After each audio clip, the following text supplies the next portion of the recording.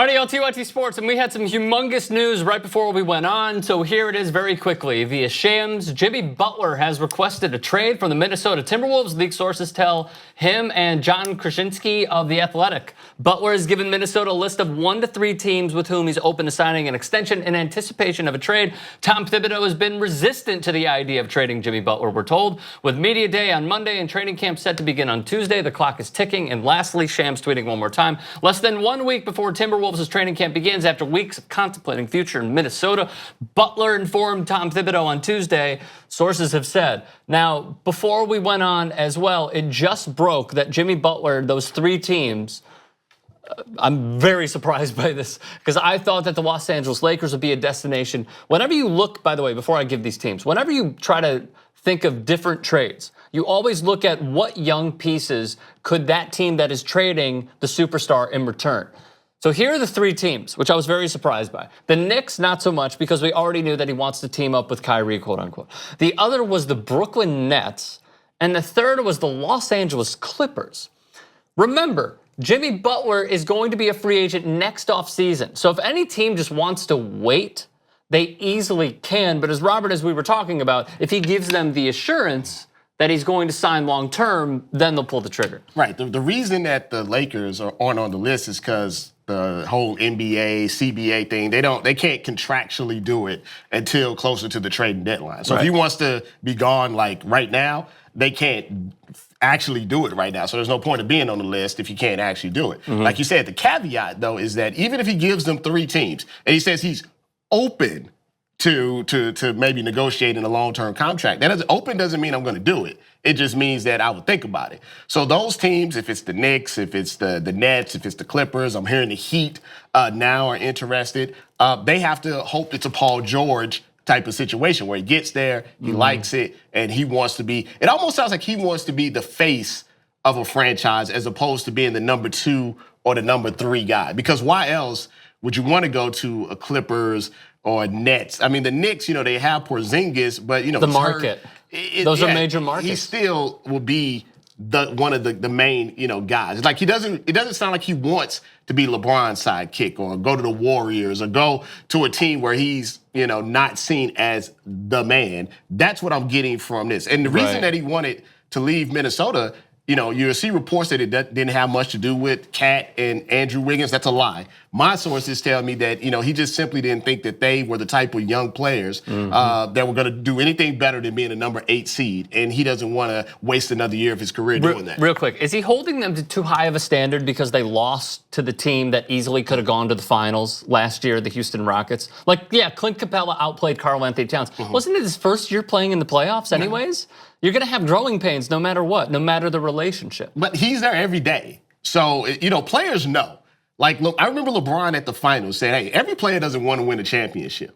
Every player doesn't want to put in that work because they're just athletically gifted enough to play in the NBA. It doesn't mean that they have that drive. Dwight Howard. Right. So, Dwight Howard. So if you're Jimmy Butler, and he's said this stuff publicly, there's something about the makeup of the Timberwolves that he feels is not something that he wants to be involved in, that they don't have the passion or the drive the same as he has. Now, is he wrong? Is he right? I don't know. But that's definitely one of the main reasons he wants out. Yeah, and I think just to add to both of your points, I think it's fair that he is definitely, it's a premature opinion of what he thinks the Minnesota is. Just because, again, these players aren't as developed. They don't have his experience. But I do think, to add to your point as far as like him being the man, he doesn't like to be the younger player, let alone be surrounded by just younger players. So he wants to be like he wants to be like that older grown man, like I'm a veteran, like I know better, listen to me, follow my lead, as opposed to, guys, let's just do this. I don't feel like he feels his voice is big enough in Minnesota. And I feel like he wants, maybe it's just a change. I don't even think necessarily it's more so just being a number 1. I think it's being a number 1, but also just playing with a team completely different, where they're gonna listen to me and treat me like a veteran as opposed to just your regular teammate. I know that, and I agree with that because I think he sees a little bit of Kyrie in himself, and it's why I'm surprised the Celtics were not on this list.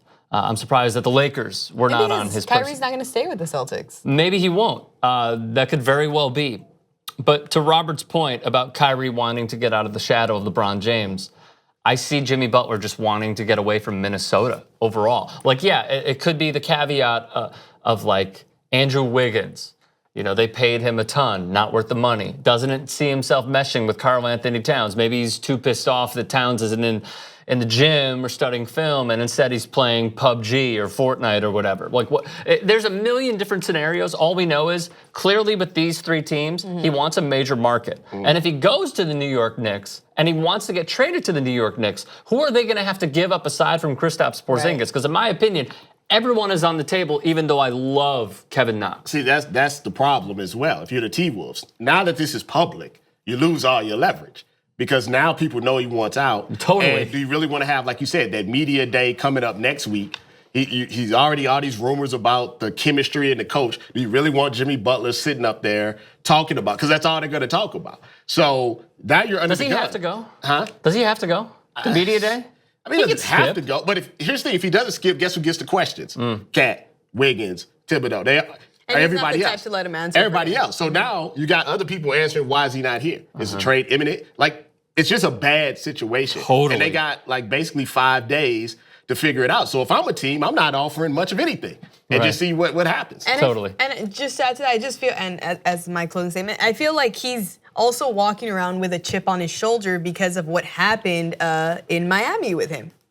I mean, Chicago. In Chicago. Like, it's one of those things where he, you know, when you leave a job that you've been dedicated for a long time, you get let go in these terrible conditions, you're angry, you get a new job, you're not happy. But this time you're entering this new job, not with a fresh mentality, you're entering with these expectations, you're entering with like, it's my way or the highway almost mentality, and then you're not happy, you're setting yourself up for failure. So I feel like he's at a point now where he's only looking to make himself happy. He's not looking to, you know, for the good of the rest of the team. It's just more so, no one cared about me, so I'm not gonna care about anyone else anymore. There is one variable that we didn't even bring up, which Denise alluded to, which is Tom Thibodeau. Like, if they don't get enough in return, his time is up after the season. It might even end mid-season for all we know. Well, it was a report that they thought about firing him during the offseason, and that the owner was having regrets about giving him so much control. You know, the whole, what is it, the Timberwolves? You know, the joke that's going on. But just signed Lil Ding. I mean, but he is controlling the roster.